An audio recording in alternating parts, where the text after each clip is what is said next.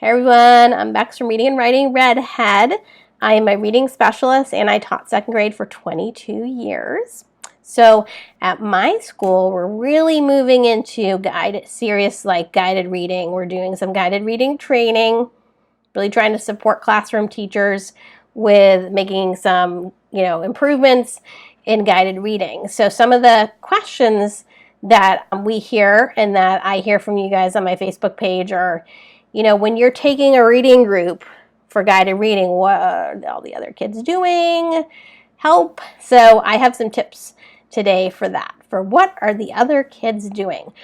Most of these tips come from my reading of the book, The Next Step Forward in Guided Reading from Jan Richardson and Fountas and Pinnell's latest guided reading text. So if you don't have those, that might be something you can borrow from a friend to get more specific ideas. I'm just going to give you a real quick overview.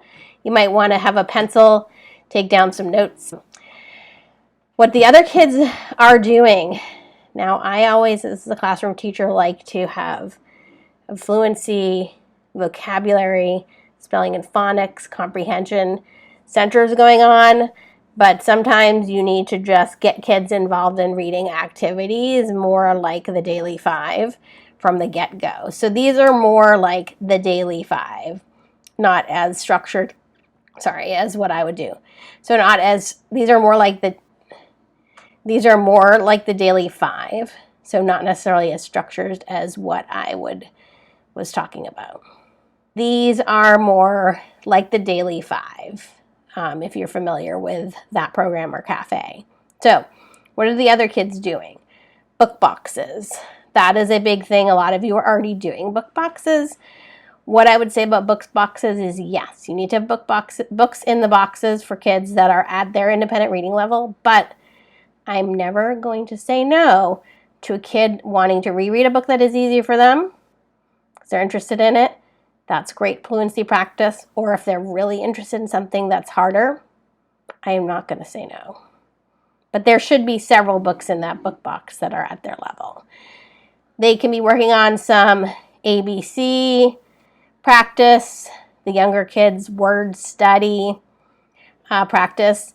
They can be listening to recorded text. Nowadays, it's so easy with iPads. Of course, in my classroom, I still have a CD player, CDs, and cassette tapes, but you can find free things on Teachers Pay Teachers with QR codes to recordings. Just a word of caution, always listen and look at the recordings yourself, please, before putting them out for kids to independently listen to. Students can be working in a small group on Reader's Theater, which is great for fluency. It has to be at their independent reading level or even slightly easy for them, though.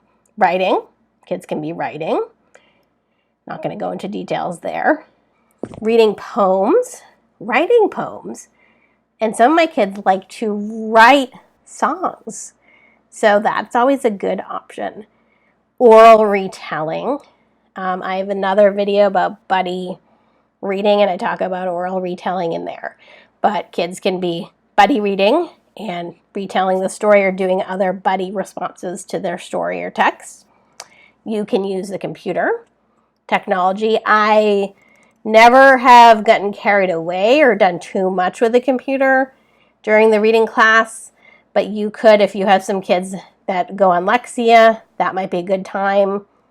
In my school, only the students on IEP use Lexia, but when I was at the teacher table with other kids, they might do a 15-minute session of Lexia sometimes. Also, some students can do research related to their content area. When I was a kid myself, that was something very fun that I participated in. For some reason, I thought it would be cool in 5th grade or 6th grade to do research on the Middle Ages. Anyway, I really like that. So that's a great option. So I hope those help. There are plenty of blog posts and things you can read that give you more detail on how to set kids up in these independent activities when you're at the guided reading table. But I'll see you next time with more tips. Take care.